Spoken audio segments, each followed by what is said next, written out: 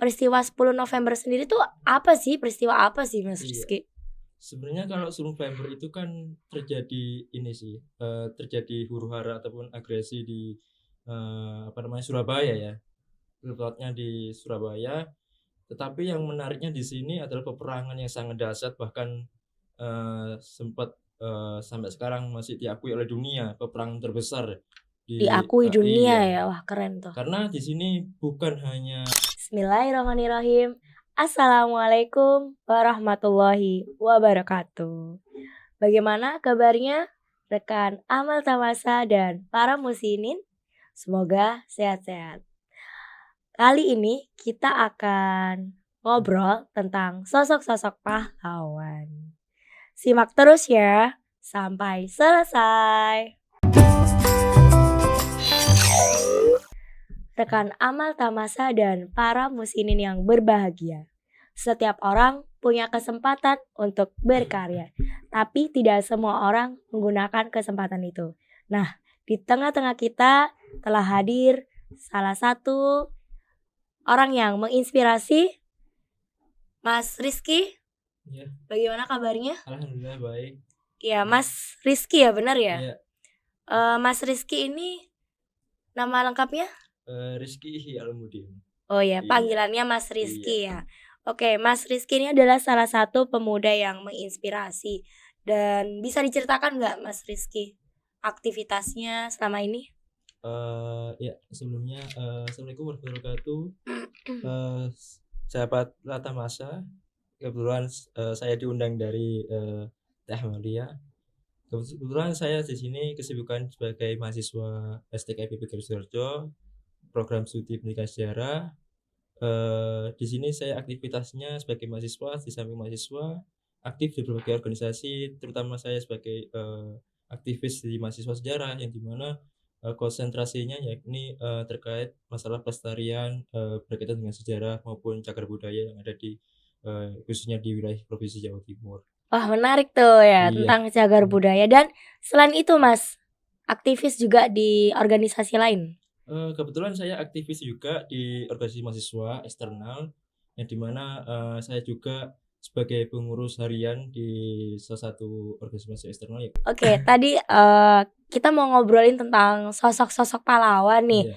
Cocok banget kan dengan Mas Rizky sendiri sebagai mahasiswa dan aktivis. Kebalik ya.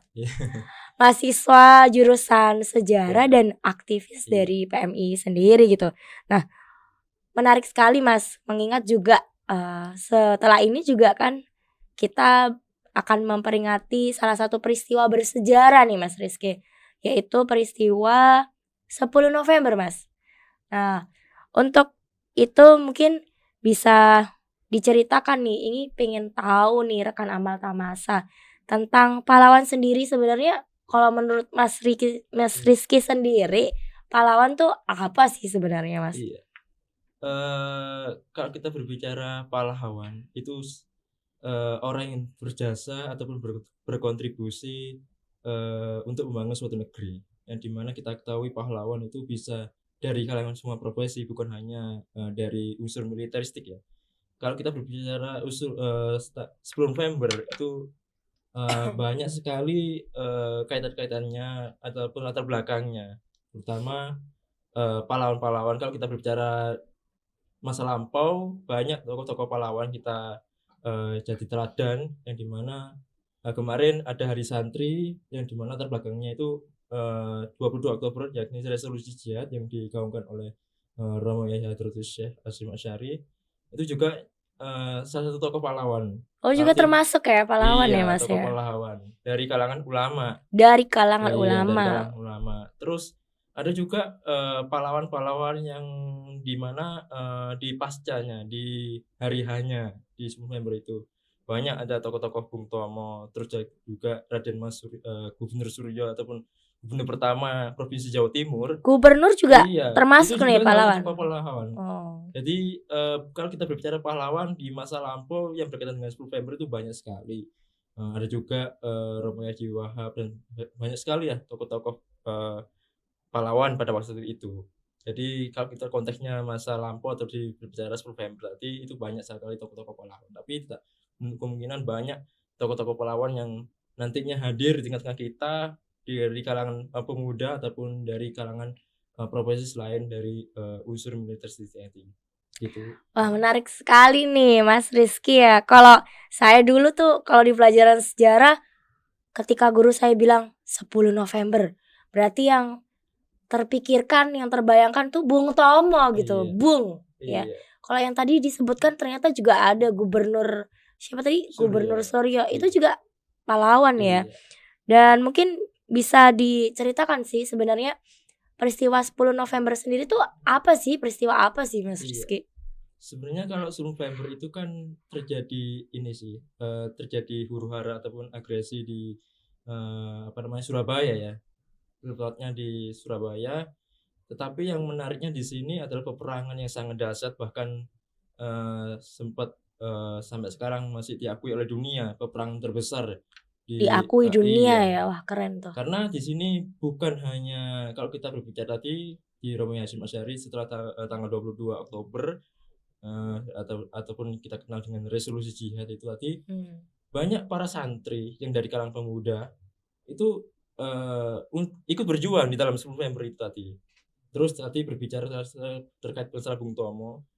Bung Tomo juga meminta fatwa bagaimana sih rakyat kita, rakyat Indonesia untuk berjuang di tanggal 10 November itu ataupun ikut berjuang karena Menggunakan fatwa-fatwa gitu ya, kayak fatwa-fatwanya. MUI gitu. Iya betul. Jadi bagaimana sih? Soalnya pada waktu itu agresi militer Belanda 2 yang di Surabaya ataupun sekutu memboncengi di belakangnya nikah. Itu Bung Tomo itu kebingungan. Bagaimana sih terutama rakyat Provinsi Jawa Timur khususnya untuk ikut sama-sama ikut berjuang di Surabaya karena Surabaya itu ultimatumnya nggak main-main. Seluruh tentara harus melucuti senjata. Padahal kita sudah merdeka di tanggal 17 Oktober 1945 itu kita kan sudah merdeka nih. Tapi kok masih ada peperangan di Oh, yang provinsi. dilucutin ini tentara apa nih? Tentara pribumi juga ada bekas-bekas juga tentara Jepang juga ada sedikit lah. Jadi tentara-tentara yang pribumi itu harus melucuti senjata. Terutama di pribumi sih sebenarnya. Iya, iya. Konteksnya tadi setelah tanggal 17 Oktober kita merdeka, terus apa lagi kita? Kok masih ada sebuah Perlawanan agresi gitu tadi, ya. iya pengawalan. Di negeri kita malahan gitu. Akhirnya Bung Tomo minta fatwa, meminta restu juga kepada Romo Hasyim Asy'ari dan pada waktu itu juga ditindaklanjuti oleh Bung Karno juga di Surabaya. Banyak tokoh-tokoh nasional pada waktu itu berkumpul di rumah Haji Umar Said Cokroaminoto. Dan para pemuda nih Iya, di pastinya. kalangan para pemuda. Akhirnya Bung Tomo mengeluarkan seruan di radio di rumah pergerakannya beliau juga. Akhirnya para santri berkumpul kurang lebih radius 50 km Dari Surabaya. Surabaya. Iya, bahkan itu santri-santri dari Jombang, dari berbagai daerah yang di luar Surabaya ikut berjuang di dalam Surabaya ataupun di 10 November tersebut. Oh, itu berarti posisi radionya di Surabaya kah atau di luar di gitu? rumah pergerakan. Di rumah Iya, sekarang pergerakan. bekasnya sudah nggak ada. Oh, udah nggak Cagar ada budayanya ya. sudah nggak ada gitu. Ini Sayang sekali ya. berupaya untuk merekonstruksi kembali. Nah, kalau berbicara tentang tadi ya beberapa sosok pahlawan lah yang disebutkan sama Mas Rizky, berarti sebenarnya berperan di peristiwa 10 November tuh bukan hanya Bung Tomo ya. Bukan hanya Bung Tomo gitu ya. Dan tapi lebih fokusnya ke Bung Tomo atau kayak gimana sih Mas Rizky? Ya, ini menariknya. Ini kalau kita berbicara di buku-buku sejarah, terutama di satu pendidikan, kebetulan saya sebagai mahasiswa pendidikan sejarah, yang nanti konsennya sebagai guru sejarah, insya Allah, melihat buku sejarah yang kita pelajari di sekolah-sekolah itu hanya tokoh-tokoh monumental. Nah, itu. Tokoh-tokoh monumental. Mungkin ya tadi kita kembali lagi. Kalau kita pada alhamdulillah di Presiden Joko Widodo kemarin sempat diresmikan Hari Santri. Dan itu pengangkatan tokoh Kiai Hasyim Asy'ari itu sempat melekat di kalangan siswa kan. Kalau dulu kan belum ada nama tokoh Hasyim Asy'ari, cuma hanya Bung Tomo, Bung Karno, terus ada Masaki Cokroaminoto, cuma Ya, tokoh-tokoh yang monumental ya monumental gitu gitu loh. ya. Padahal tokoh-tokoh di belakang layar itu banyak sekali sih sebenarnya. Dan kalangan muslim Iya, gitu bahkan ya. yang merobek bendera merah putih biru itu juga soal di kalangan pemuda itu malahan. Itu juga Iya, pemuda. pemuda itu belum sempat kemarin di Kongres Sejarawan Muhammadiyah kebetulan saya ikut webinarnya juga di Universitas Ahmad Dahlan itu sempat menariknya tadi, yang menarik hasil riset mereka apa ya, yang menarik bendera merah putih biru itu juga dari kalangan pemuda Muhammadiyah. Jadi yang menarik yang di sini. Jadi di sejarah hanya mengatakan santri, tapi santri dari mana itu belum kita ketahui. Jadi dari Dewan Pemuda itu banyak sekali di belakang layar 10 November itu. Jadi istilahnya para pemuda dari seluruh Surabaya gitulah. Kawasan Surabaya bersatu gitu. Bukan? Bukan hanya Surabaya, Oh, bukan. khususnya di Provinsi Jawa Timur. Provinsi Iya, Jawa Provinsi Jawa Timur. Timur. Soalnya ada dari Jombang, ada juga dari Kediri, banyak lah kumpul di Surabaya gitu. Berarti kalau misalkan tadi Mas Rizky menjelaskan banyak sekali nilai-nilai yang bisa kita ambil gitu ya. Betul. Nah, kalau berbicara tentang para pemuda itu yang pada saat itu berani gitu Mas Rizky melakukan sesuatu ya. Nah, menurut Mas Rizky nih sebenarnya apa sih ibaratnya motivasinya? Kenapa sampai apa ya, ibaratnya itu sampai rela gitu ya. Dan itu bisa dicontoh gitu dari kalangan sekarang gitu, Mas. Iya. Dan kalau kita berbicara dari golongan pemuda, mungkin bulan kemarin kita juga memperingati Hari Sumpah Pemuda. Sumpah Pemuda. Iya, tanggal 28 Oktober itu. Itu kalau berbicara pemuda pada saat 10 November ya nggak ada lagi Mbak Amalia. Jadi hanya bagaimana negara kita itu tentram, damai, aman, sentosa tanpa ada gangguan genocide ataupun pembasmian ataupun pembantaian.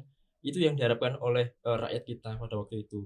Jadi pemuda ikut andil dalam Perang November itu yang pertamanya itu tujuannya untuk kita di negara sudah merdeka, terus kita mau apa lagi gitu. Cuma tujuan kita kan untuk menapaki sedikit demi sedikit bagaimana negeri ini tadinya hancur kita perbaiki dari unsur-unsur pendidikan ataupun kesehatan ataupun unsur-unsur dalam kehidupan yang lain. Jadi pemuda itu punya pemikiran untuk berjuang itu bukan di 10 November kemarin. Jadi sudah jauh-jauh hari tanggal 28 Oktober kita sudah merumuskan 3 isi Sumpah Pemuda itu yakni bersatunya putra dan putri Indonesia, bertumpah darah satu tanah air Indonesia, berbangsa satu, berbangsa Indonesia, bahkan berbahasa satu bangsa. Itu menjadi tekad bulat era pemuda di 10 November tersebut begitu. Oke. Nah, kalau kita hubungkan dengan konteks yang kekinian nih Mas Rizky. Kalau menurut Mas Rizky nih pandangannya terhadap kalangan pemuda sekarang gitu. Apakah ini ya, maksudnya kalau dulu tuh sampai rela gitu memperjuangkan nyawanya, hartanya dan sebagainya. Bagaimana kalau menurut Mas Rizky di era sekarang gitu? Mungkin di era sekarang sih kalangan pemuda lebih enak sih. Kita tidak capek-capek, tidak susah-susah untuk berlindung di bawah kasur, berlindung di bawah tengah jalan untuk perang dan sebagainya. Pemuda sini lebih enak sih, lebih enak. Bahkan kalau kita menyebutnya era generasi Z ataupun era milenial, yang dimana pemuda sekarang itu lebih banyak dikasih gadget, terus juga fasilitas pendidikan dan sebagainya, lebih enak ya. Cuma tadi pesannya dalam arti pemuda itu bagaimana sih memanfaatkan fasilitas-fasilitas itu semua. Soalnya dulu kita pendidikan dari unsur pendidikan dulu masih terkekang, terus kesehatan masih terkekang, sekarang sudah maju, sudah kita nggak susah-susah repot lah. Itu cuma kita sebagai pemuda bagaimana cara memanfaatkan situasi dan kondisi yang ada di negeri ini begitu. Nah, kalau dulu mah kita berbicara tentang sosok pahlawan banyak banget ya. Kalau di era sekarang nih, sebenarnya masih adakah sosok-sosok seperti itu Mas Rizky? Ya kalau sekarang sih banyak sih Mbak Amalia. Kalau kita berbicara pahlawan, berarti kan sudah saya singgung di awal bahwasanya pahlawan itu bukan hanya dari unsur militeristik ataupun yang berjuang secara garda Di terdepan. medan perang Iya, gitu ya, nggak harus perang sekarang, gitu ya pahlawan. Iya betul. Sekarang itu banyak sekali. Jadi pahlawan-pahlawan berkontribusi pada negeri itu banyak sekali. Contohnya kalau di unsur pendidikan, kalang-kalang pemuda yang dijadikan delegasi dari bangsa kita ke luar negeri, entah itu, olimpiade matematika, terus olimpiade IPA, terus ada juga Atlet-atlet juga ya atlet termasuk nih. juga, terus yang, dijadikan pertukaran mahasiswa pelajar di luar negeri itu juga sebagai pahlawan. Karena mereka nggak sia-sia untuk dikirim ke luar negeri, bukan tujuan untuk kita hanya datang ke luar negeri itu untuk menimba ilmu, tapi bagaimana mengenalkan bangsa kita ke negara lain, bahwasanya bangsa Indonesia ini loh,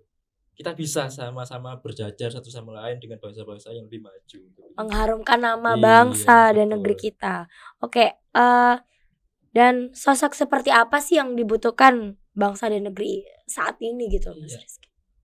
Mungkin di kalangan, di era sekarang, mungkin yang saat ini kita lebih membutuhkan, bagaimana, pemuda, terhadap arus globalisasi yang kuat. Betul kita tidak menghadapi peperangan, tetapi kita di sini, arus globalisasi ini banyak sekali gesekan-gesekan budaya, gesekan-gesekan sara. Itu yang paling penting pemuda harus, sebagai tameng, bangsa kita. Karena arus informasi yang begitu pesat di dalam sosial media, kadang-kala pemuda itu, menerima mentah-mentah informasi-informasi hoax, informasi-informasi, fake yang berkembang di sana. Sebagai harapannya pemuda yang untuk saat ini, bagaimana cara menanggulangi informasi-informasi missing itu di luar sana untuk, melempar balik informasi-informasi yang benar, begitu. Karena banyak sekali, perpecahan ataupun, kerusuhan di negeri ini karena adanya informasi-informasi hoax tadi. Harapannya pemuda itu menjadi titik Lebih bolak balik lah. kritis kali ya. Iya, betul. Kritis dan tidak mudah terprovokasi. Betul. Nah, terakhir nih Mas Rizky, pesan-pesan buat para generasi Iya. muda nih. Kalau kita hubungkan dengan konteks pahlawan, apa nih Mas Rizky? Mungkin pesan-pesannya bagi kalangan pemuda, khususnya pesan-pesan untuk diri pribadi saya sendiri, Oke, soalnya saya juga oke. kita semua Sama pemuda saya ya, juga nih. Karena pemuda itu kan, kalau di dalam undang-undang, kepemudaan kan umur 13 sampai 30 tahun. Jadi kita semua masih pemuda, jadi pesan untuk diri Ya pribadi benar, saya dan juga mungkin masih sahabat muda. tamasa yang di mana pun berada, khususnya, jangan patah arang atau patah semangat. Semua di sini adalah semua pahlawan yang masih sekolah, bertuntutlah prestasi-prestasi, setinggi langit, terus yang sudah kerja cari, bonus ataupun benefit ataupun, semacam prestasi di perusahaannya masing-masing. Jadi di sini banyak sekali aspek-aspek yang, untuk membangun suatu negeri ini karena bangsa kita masih, kita impikan di tahun 2045 menjadi negara emas itu. Lebih-lebih nanti sebelum 2045 kita sebagai negara emas Generasi gitu. emas gitu Mas, Iya, menjadi begitu. generasi emas. Oke, itu dari Mas Rizky ya. Terima kasih Mas Iya. Rizky. Demikian perbincangan kita sore ini tentang sosok-sosok pahlawan. Ikuti terus podcast Lasta Masa. Jangan lupa like, subscribe, komen, dan share. Akhir kata, mohon maaf dan terima kasih. Assalamualaikum warahmatullahi wabarakatuh.